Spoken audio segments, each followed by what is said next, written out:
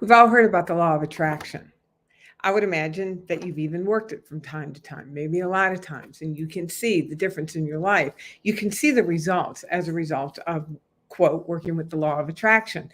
So, how do you apply it to your business? How do you bring that spiritual law, and it is a spiritual law, into the land of your business? My name is Felicia Searcy, your Dream Life Activator. It is my joy to be your partner in believing. And in today's training, I come in and do a weekly training for you all. I want to share how to bring the spiritual principle of the laws, and today in particular, the law of attraction. And of course, we have to talk about other laws, and we're talking about the law of attraction, into creating the spiritual impact that you know you were here to make in the form of your business. And I'd love to hear where you're watching from, where you're listening from, and if you're watching watching this live or the replay. And hi, Kathy. Oh, I'm so happy that you're here. And I just really want to acknowledge you for your dedication, Kathy. You know what's required, the immersion of this teaching, this training. And if there are things that speak to you, please, but you can't see me.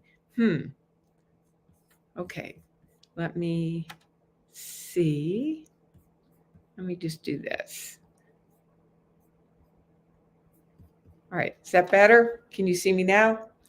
All right. Oh, good. Arthur, glad you're here.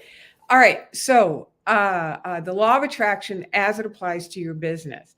And if you are hearing things that resonate with you, please put some thumbs up and hearts and, the key points that are really resonating you in the comment section. And if you want more of this, I have a Facebook group that you can put group in the comment section, and we'll make sure that we get that information to you, where I go in and do deeper dive trainings.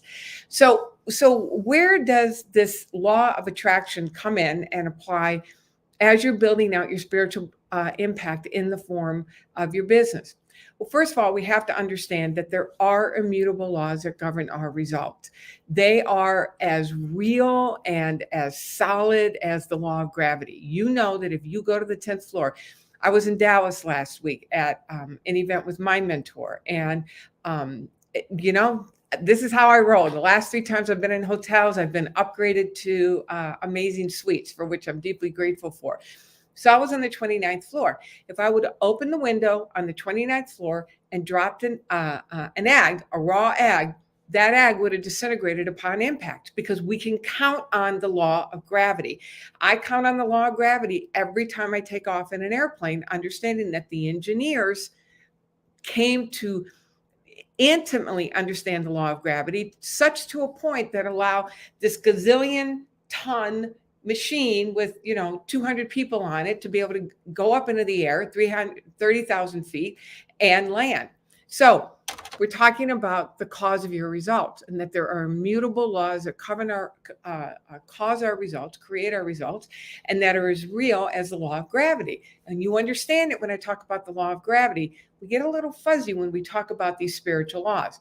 So what is this law? What are the cause of our results? Well, first of all, understand that we have been given this indescribable gift called our thinking.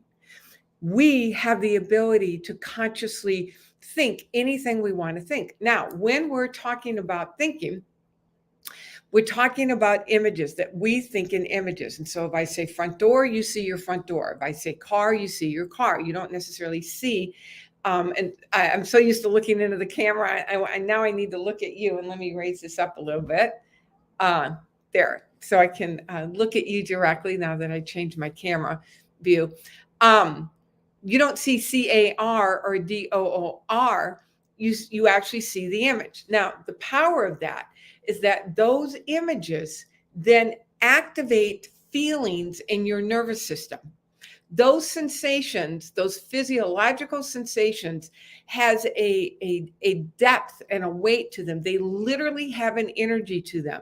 And what's happening is that you are vibrating. Those images create a vibration in your physiological system, which then activate waves of energy that are at a particular frequency, that now literally, because they have mass, they can be measured. These waves coming from you can be measured. Now, literally, these waves of energy impress into this invisible field around us, where there are waves of what quantum physics calls unformed energy hanging out in superposition. And in some fantastical way, that world around us, that invisible energy field, in some fantastical way organizes around our predominant thoughts and feelings. That is the basic explanation of the law of attraction, which is actually a secondary law. The real law is the law of vibration.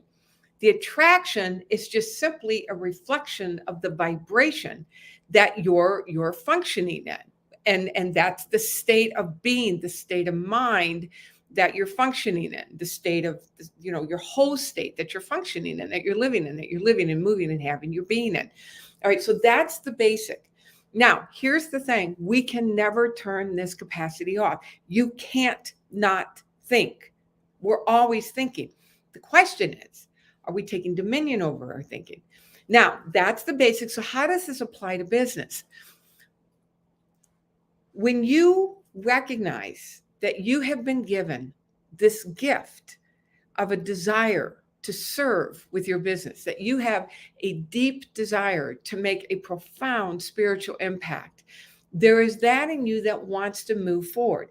And, and I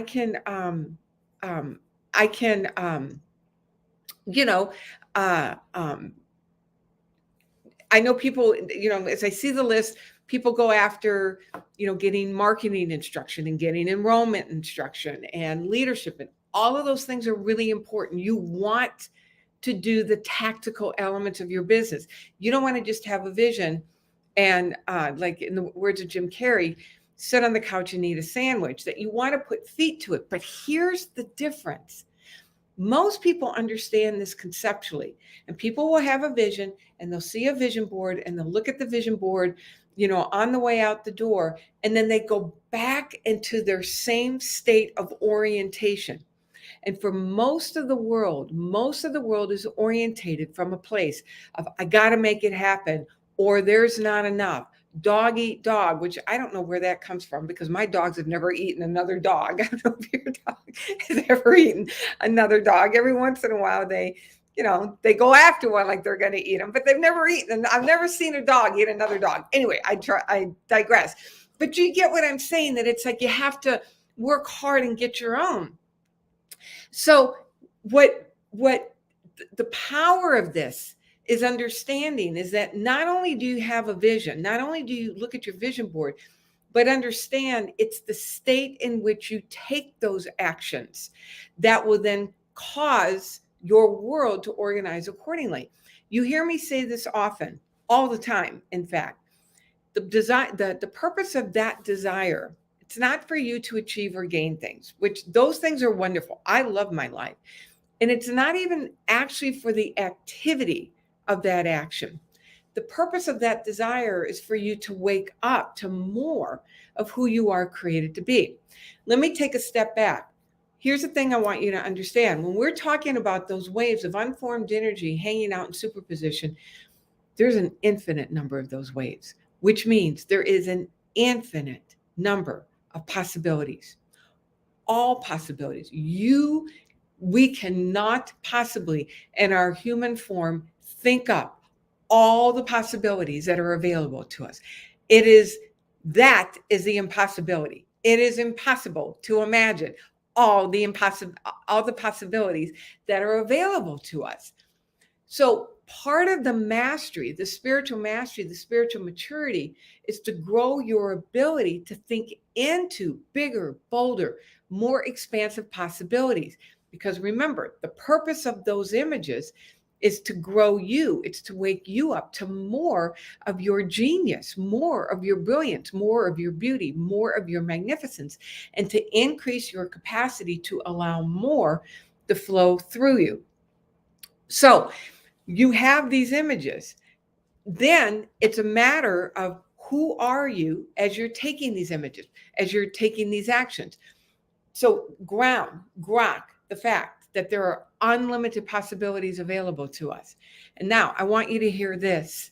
You can have anything that you are in harmony with. You can have anything that you come into harmony with. And what I mean by that is that you have to be the person for which this desired life is your normal.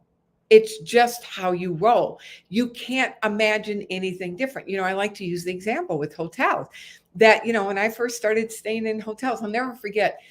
I was, gosh, I don't remember how old I was, maybe 20, very long time ago.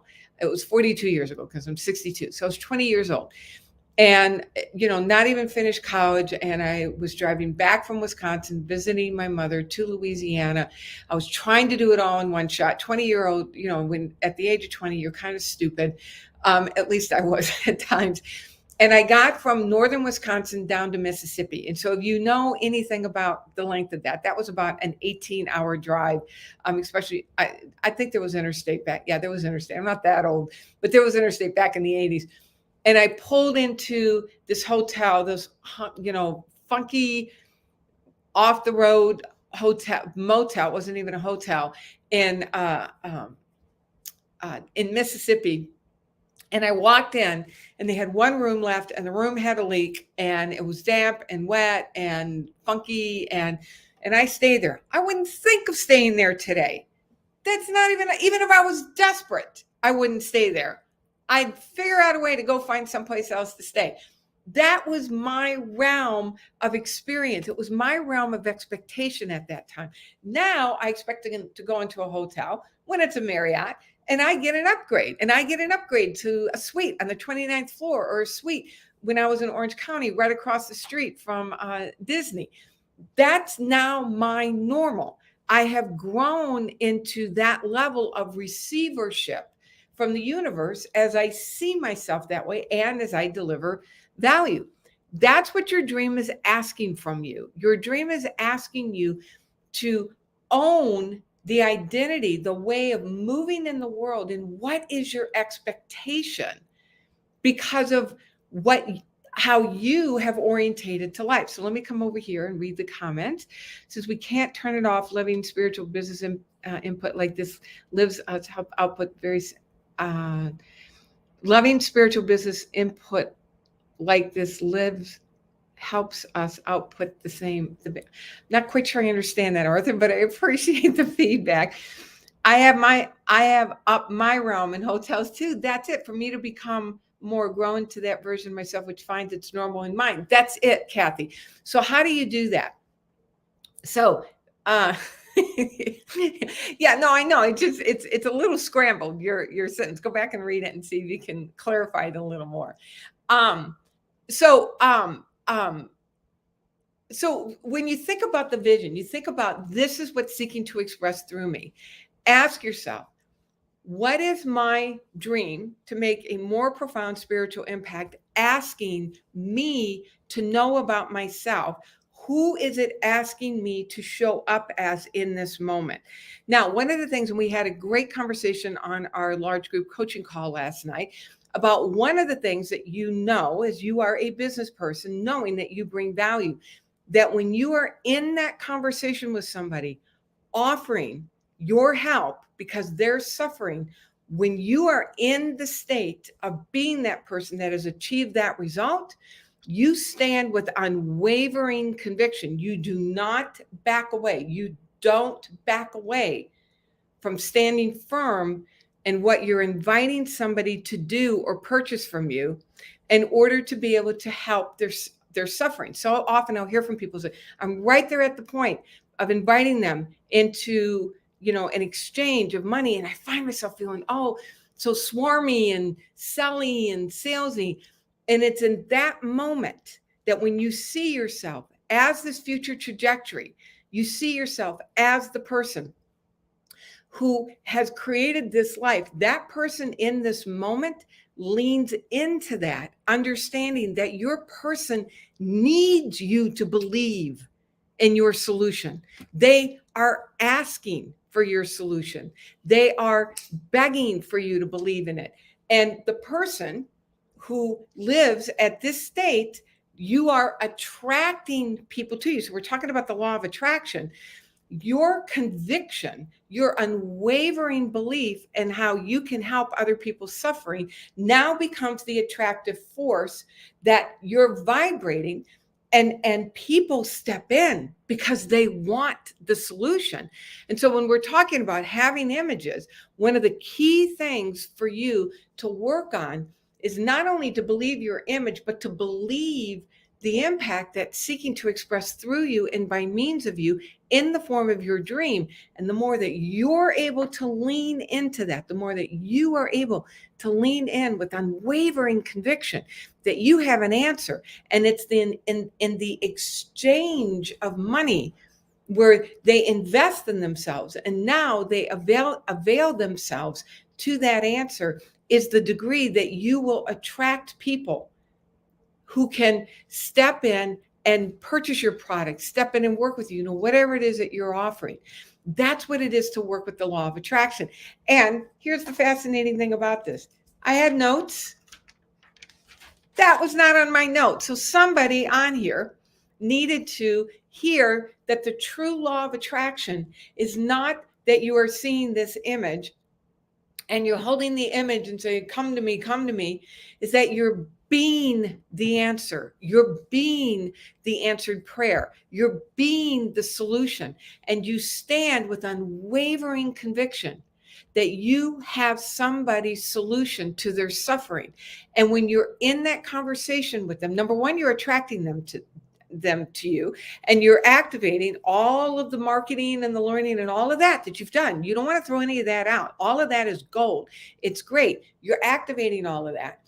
And you are standing in unwavering conviction that you have developed your skills and capabilities and that you have an answer for people suffering. And in the moment of in that conversation and asking for that exchange, that you stand with unwavering conviction in order to wrap your arms around that person so they can exhale in your presence, knowing that you have an answer for them. You get wobbly, they get wobbly. That's the attraction. It's actually attraction and repulsion, that we either attract what we want and repel what we don't want, or we attract what we don't want, we repel what we do want. And when we're talking about how to use the law of attraction, there's a whole lot more. But in this piece, this is the piece that I want you to get in this snapshot of training. The more you're able to stand with dedication, devotion, unwavering conviction that you can help that person. And it's in the financial exchange where they make a decision for themselves. It's in the act of making that decision for themselves that they then are able to exhale and step into your presence, step into what it is that you have to offer. And that's the act of working with the law of attraction with your business. So, like I said, not exactly in the direction that I was going to go. Would love to hear your takeaways. And if you want to go deeper into these kinds of trainings and enter into these kind of conversations, join my Facebook group, Ultimate Life Now. Put group in the comment section, and we'll make sure that we get that information to you. All right, so I'd love to hear your takeaways, know how much I deeply love and appreciate you. You are amazing. And I will see you on the next live and in the Facebook group. Mwah. God bless.